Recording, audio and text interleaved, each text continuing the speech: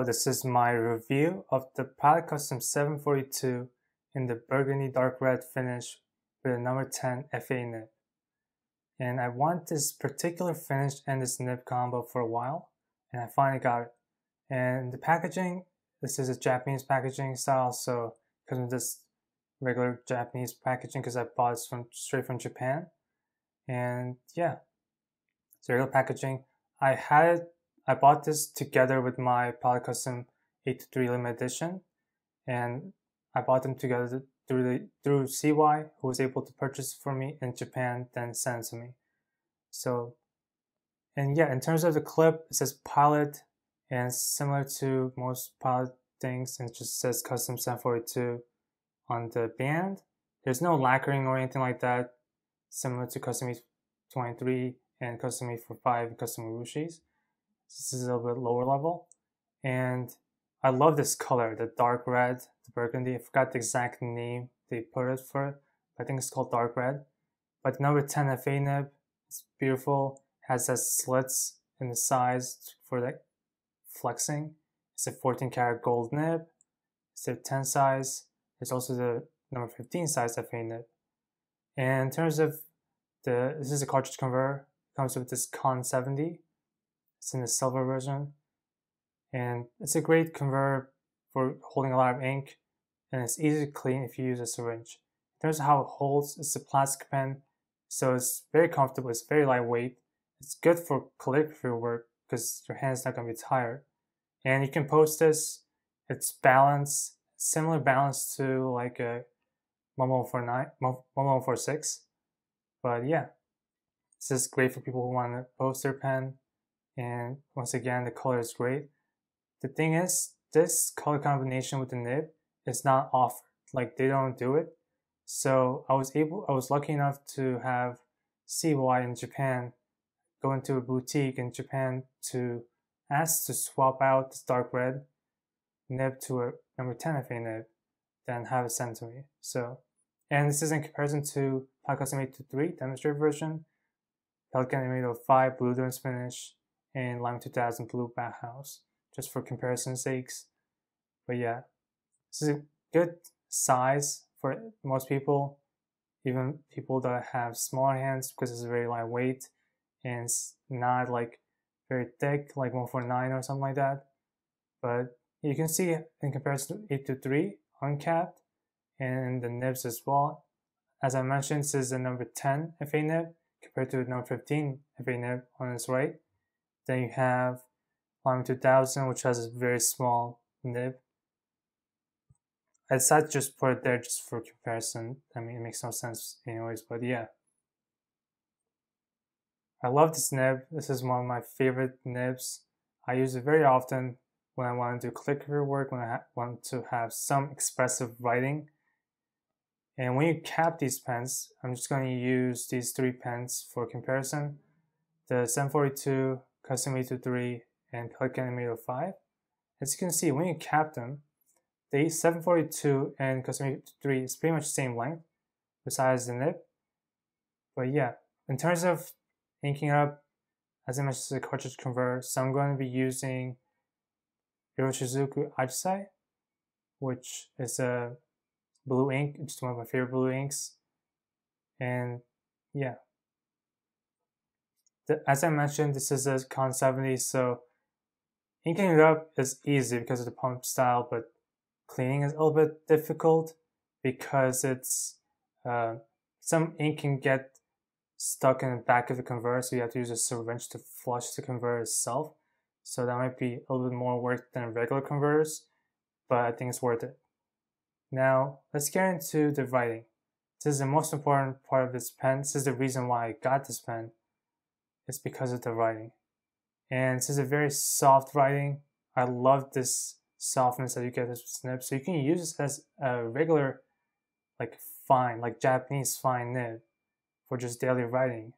And you can have some fun if you wish, because this is the softest flex nib in the market as of right now. As my personal opinion, I have this number 10 FA nib, have number 15 FA nib, have 1149 calligraphy nib, and I have all those three. Those are renowned as one of the top three like flex nibs in the market as of right now, and I would consider this the best because I get barely any railroading, and this is great for people that enjoy calligraphy work because this is very soft. This is the softest modern flex nib. I'm not going to compare it to like a vintage flex because that's unfair to modern nibs, but this is a very good modern flex. In terms of reverse writing, it's not great. Keep in mind, this is fine tipping, and in terms of flexing, it's amazing. I love this pen for flexing. It's a very fun pen to use. It just effortlessly flexes. I get no railroading.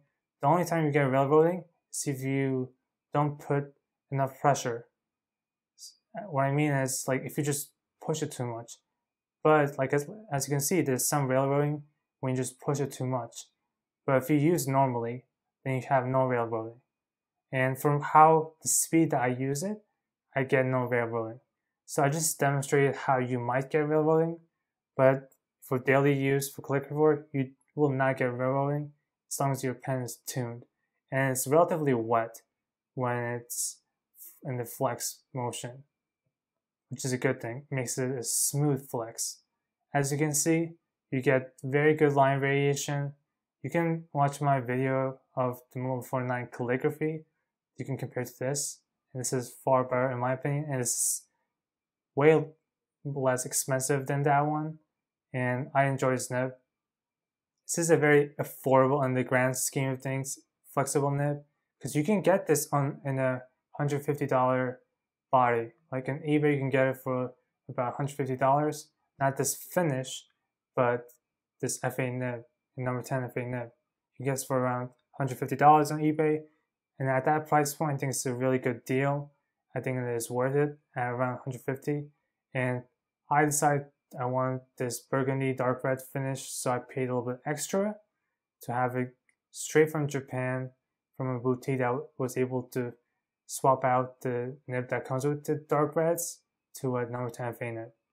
And I'm happy with that, and I'm very happy with my choices. In the end, this is a really good flex nib. So if you want a really good soft flex nib, then I would go with this. But if you want a hard flex where you put more pressure for regular writing, then I would go with the number 15 FA nib. Or if you want to stunt on everyone or want that snowcap logo, prestige, and social status factor, then you can go with the 149 calligraphy nib. But that one is not as soft as this one, so it depends if you want a soft or a hard flex. In terms of pros and cons, the number one pro is the nib, obviously, because this is the reason why you would get a number 10 FA nib. I love the nib, it's soft, it's bouncy, and I barely get any railroading, so it's great for me and at the speed I write. Second is the cartridge converter, so it's easy to clean. You can put like cartridges instead of converters if you want to make it even easier.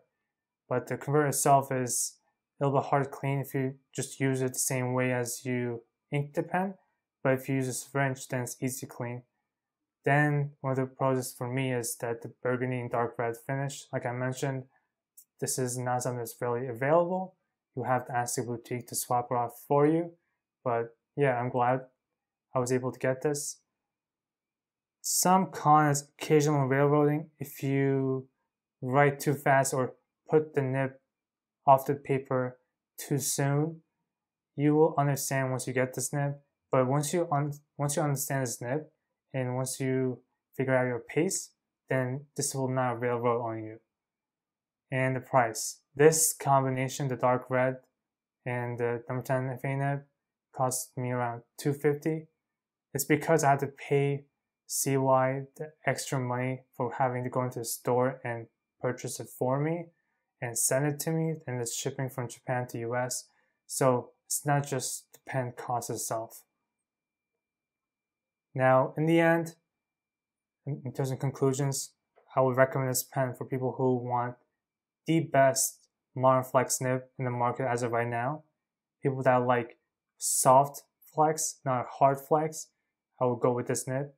And for most people who do not write super fast when they're doing calligraphy work, so railroading will not be an issue. But if you're one of those people that just abuses their nib super fast, then no modern flex nib will fit that need. You will have to go into vintage flex to find that niche. But in terms of modern flex nibs, this is the best one in the market as of right now, in my opinion.